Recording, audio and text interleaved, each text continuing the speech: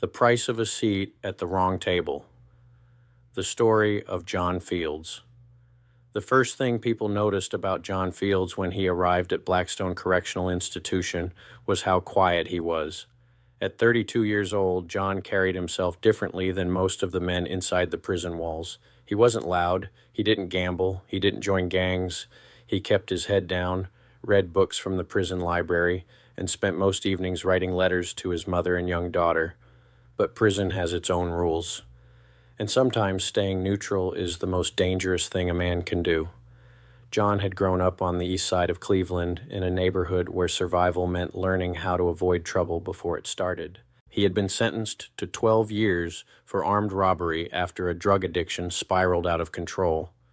By the time he entered Blackstone, he had already served 3 years in county lockups and transfer facilities.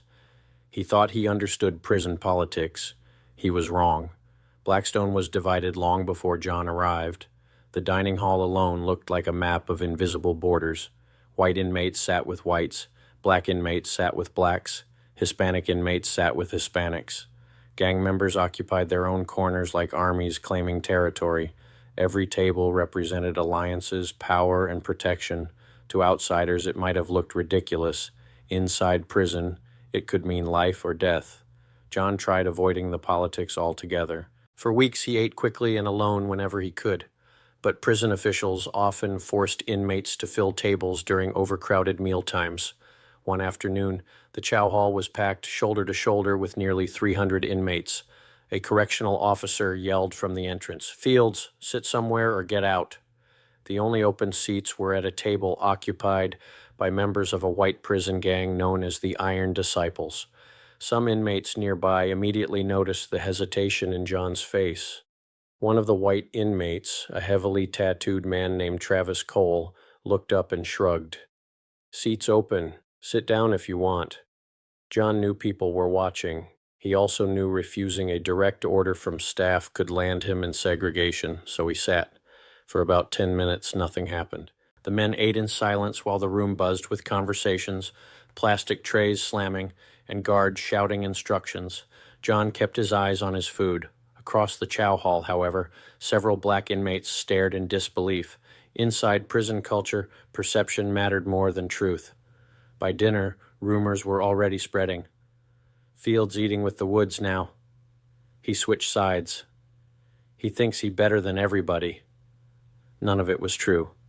But prison rumors grow faster than wildfire. That night in the housing unit, John was approached by Marcus "Tone" Henderson, an older inmate who controlled much of the black inmate population on the block. "You know how this place works," Tone said quietly. John shook his head. "I sat down because the CO told me to." Tone stared at him for a long moment. "Ain't about what happened, it's about what people seen." John tried explaining himself, but prison politics rarely leave room for explanations.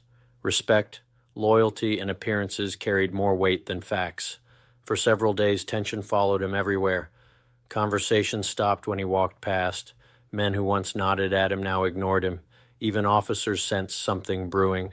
Then came Recreation Yard on a humid July afternoon. The yard was crowded with inmates lifting weights, walking circles, and playing basketball under the burning sun. John was standing near the fence talking to another inmate when chaos erupted behind him. Someone yelled, "Get him!"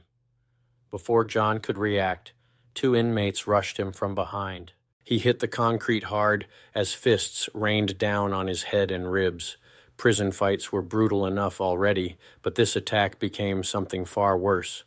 Witnesses later said one of the attackers, a gang-affiliated inmate known for savage violence, grabbed John by the head during the assault. Then he bit into his face. The yard erupted in screams. Correctional officers sprinted across the compound while inmates backed away in horror. Blood poured onto the concrete as the attacker tore flesh from John's cheek and jawline. Some inmates later admitted they had never seen anything so animalistic in their lives. By the time staff regained control, John Fields lay barely conscious, his face mutilated beyond recognition. Medical personnel rushed him to an outside hospital under heavy guard. Surgeons worked for hours trying to repair the damage. Portions of his cheek had been ripped open so severely that doctors had to perform multiple reconstructive procedures over the following months. Photographs of the injuries were so graphic that even veteran prison staff struggled to look at them. Inside Blackstone, the story spread instantly. Some inmates claimed the attack was punishment. Others said it was meant as a warning, a message. In prison, violence is often theatrical. It is designed not only to hurt the victim, but to terrify everyone else watching. John survived, but the attack changed him forever. Physically, he would carry scars for the rest of his life. One side of his face remained partially paralyzed despite surgeries. Eating became difficult. Speaking clearly took effort. Mirrors became painful reminders of one terrible afternoon. But the emotional wounds ran even deeper. During interviews conducted months later, John reportedly told a prison counselor, "I thought prison was about serving time. I didn't realize you could lose your humanity in here too." The attack triggered investigations throughout the institution. Questions were raised about gang control inside the prison, staff shortages, and why officers failed to recognize escalating tensions beforehand. Some correctional officers privately admitted the system itself contributed to the violence, overcrowding, racial divisions, lack of protection for neutral inmates, an environment where fear ruled everything.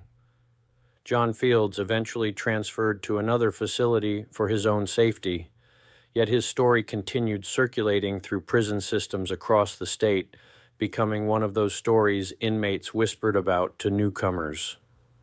Not because of the politics, not because of the gangs, but because it showed how quickly prison can turn a simple decision into a life-altering nightmare.